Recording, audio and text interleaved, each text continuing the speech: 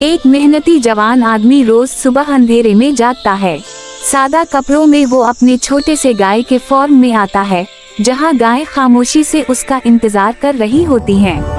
वो मोहब्बत और तवज्जो से गायों को चारा डालता है।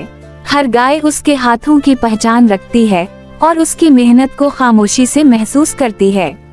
कभी वो फार्म साफ करता है, कभी पानी भरता है। पसीना उसके चेहरे पर होता है, मगर उसकी आंखों में हार मानने का नाम नहीं होता। दूध निकालते वक्त वो बहुत एहतियात करता है। उसके लिए ये सिर्फ काम नहीं, बल्कि जिम्मेदारी और ईमानदारी है। कभी कभी थकन उसे बैठने पर मजबूर कर देती है। वो चंद लम्हे रुकता है, सांस लेता है, मगर दिल में हौसला बरकरार रखता है। दोबारा खड़ा होकर वो अपने काम को देखता है। उसे यकीन होता है कि मुसलसल मेहनत कभी जाया नहीं जाती। गायों के साथ वक्त गुजारते हुए उसे सुकून मिलता है।